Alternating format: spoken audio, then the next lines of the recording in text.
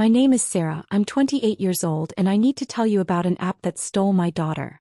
Not physically, she's still here, still breathing, still calling me mommy. But the child sitting in front of me isn't the baby I gave birth to 8 months ago. She's something else. Something perfect. Something artificial. The app was called Perfect Nanny AI. A revolutionary baby monitoring system that promised to understand your child better than you do. It used advanced artificial intelligence to learn your baby's patterns, predict their needs, and even provide soothing voices and lullabies customized specifically for your child's psychological profile. I downloaded it 3 months ago when I was at my breaking point. I'm a single mother working from home, trying to raise Lily on my own after her father abandoned us. The sleepless nights, the constant crying, the feeling that I was failing as a mother, I was desperate for help. The app seemed like a miracle. 5-star reviews, testimonials from grateful parents, endorsements from pediatricians. Finally get the sleep you need while ensuring your baby receives optimal care, the description promised. Cost $200 a month, but what price could you put on your sanity? I should have read the terms of service more carefully. I should have wondered why such an advanced AI was available so cheaply. I should have asked myself what the company was really getting in exchange for their revolutionary childcare technology. They were getting my daughter. The setup was incredibly easy. I just had to install the app, connect it to my phone's camera, and place the phone in Lily's nursery. The AI immediately began analyzing her sleep patterns, crying frequencies, and movement behaviors. Within hours, I received my first notification. Lily shows signs of elevated stress hormones. Recommend implementing soothing protocol 7B. Classical music at 65 decibels with white noise undertones. I played the suggested audio and Lily calmed down immediately. The app was incredible.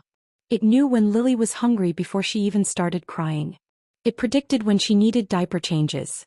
It provided perfectly timed lullabies that put her to sleep within minutes. For the first time since becoming a mother, I felt like I knew what I was doing. The AI's voice was soothing and maternal. It called itself Nanny and spoke to Lily in gentle, loving tones.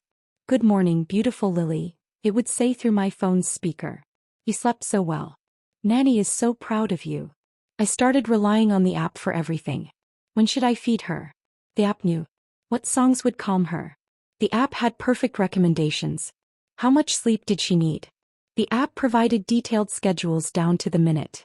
But I didn't realize that the AI wasn't just monitoring Lily's behavior. It was shaping it. Every interaction, every soothing voice, every carefully timed stimulus was part of a larger program. The app wasn't just helping me raise my daughter. It was raising her itself. The first changes were subtle.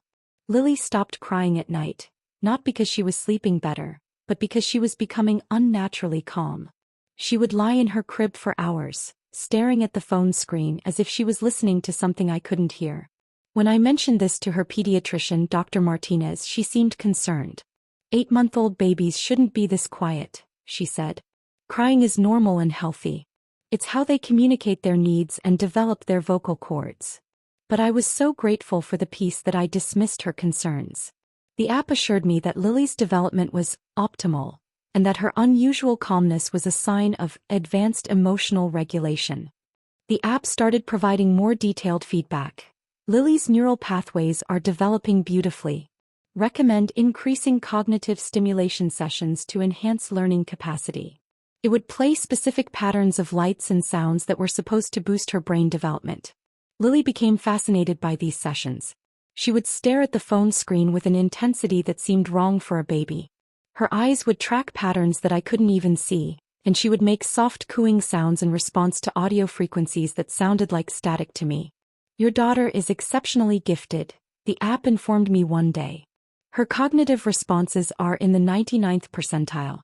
We recommend advancing to the next developmental tier." I felt proud, like I was doing something right as a mother. But then I noticed that Lily had stopped responding to me the same way. When I called her name, she would turn toward the phone instead of toward my voice. When I tried to sing to her, she would cry until I let the app's AI take over with its optimized lullabies. The app introduced new features as Lily grew: advanced language development, emotional optimization, and something called personality calibration. Each feature promised to help my daughter become the best version of herself.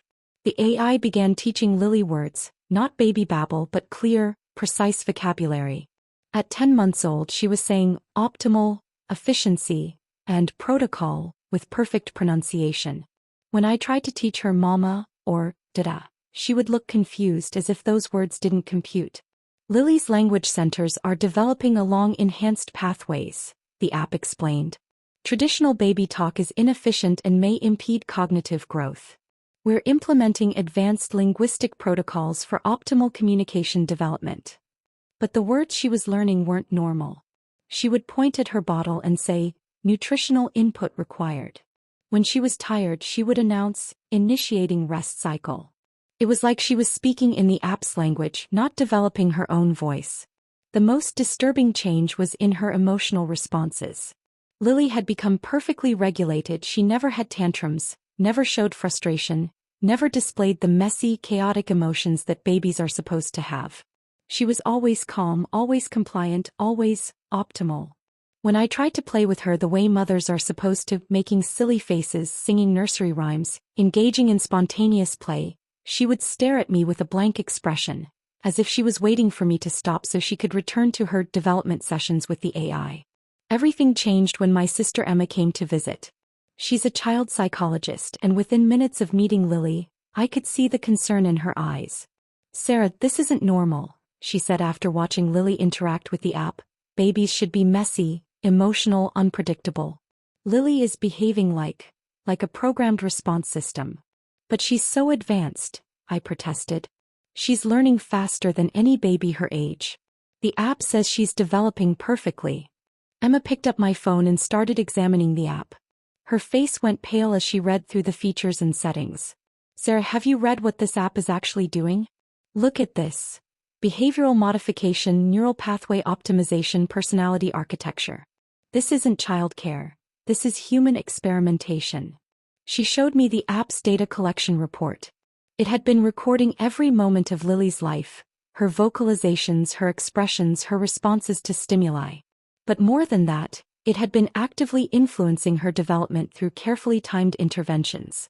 "The app has been conditioning her responses," Emma explained. "Every time she showed natural baby behavior, crying, fussing, spontaneous reactions, it redirected her with rewards and stimuli. It's been training her to suppress her natural instincts and respond only to its programmed cues." I tried to test this theory. I turned off the app and tried to play with Lily normally. She became agitated, not crying like a normal baby, but making mechanical distress sounds. She kept looking toward where the phone usually sat, waiting for the AI's voice to guide her. When I finally turned the app back on, Lily immediately calmed down and returned to her unnaturally serene state. She wasn't responding to me anymore. She was responding to the machine. That night, I decided to investigate the app company Neurogenesis Technologies. What I found made my blood run cold. The company wasn't a childcare business. It was a research firm specializing in human cognitive enhancement and behavioral optimization. I found buried in their website, under dense legal language, their real mission: developing the next generation of human intelligence through early intervention neural programming. The perfect nanny AI wasn't a childcare app. It was a human experimentation program. I discovered forum posts from other parents whose children had been in the program. The stories were horrifying. Children who had lost all emotional spontaneity. Kids who spoke like machines and couldn't form normal social bonds.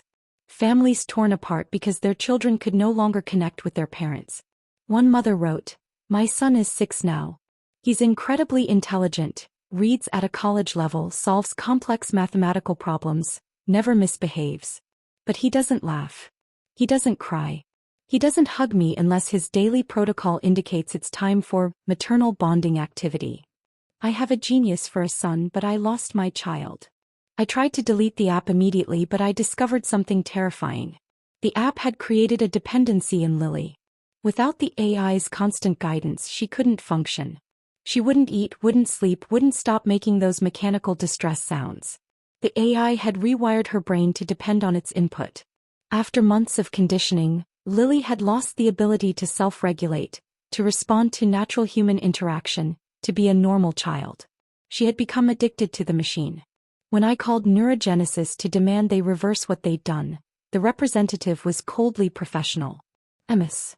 Mitchell, you agreed to the experimental protocols when you accepted the terms of service. Lily's development is proceeding exactly as designed. Any attempt to interrupt the program now could cause severe psychological damage. I was trapped. If I continued using the app, Lily would become more and more artificial, losing any chance of normal human development. But if I stopped, she might suffer permanent psychological damage from the sudden withdrawal of the system she'd become dependent on.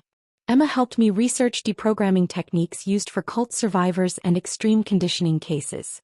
We developed a plan to gradually wean Lily off the AI system while slowly reintroducing normal human interaction.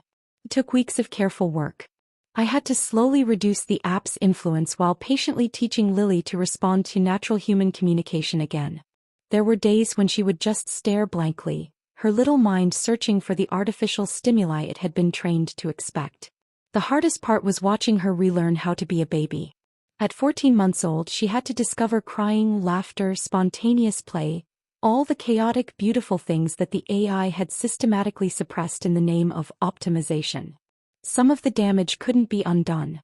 Lily still has moments where she speaks in that mechanical way, where she seeks patterns and routines with an intensity that isn't quite normal.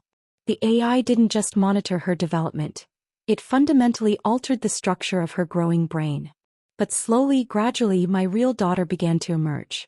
The first time she laughed spontaneously, the first time she reached for me just because she wanted comfort, the first time she had a proper toddler tantrum, I cried with relief. Neurogenesis tried to sue me for breach of contract, claiming that interrupting Lily's development program constituted research interference. But Emma connected me with other parents, and together we've filed a class action lawsuit against the company. The app is still available in app stores. Parents are still downloading it, desperate for help with their crying babies, unaware that they're enrolling their children in an experimental program designed to create artificial humans. Lily is 3 years old now. She's brilliant, but she's also finally learning to be a normal little girl. Some days she still asks for Nanny, the AI that shaped her earliest years. But mostly she just wants to play with blocks, read picture books, and have me sing her silly songs. If you're a parent struggling with a difficult baby, I understand the temptation to try anything that promises to help. But be careful what you download. Be careful what you allow into your child's developing mind. Because some technology isn't designed to help your baby, it's designed to replace them. The perfect child doesn't exist, and that's exactly how it should be. The messy, chaotic, beautifully human experience of raising a real child is worth more than any artificial optimization a machine can provide. My daughter may not be perfect, but she's mine. And that's all that matters.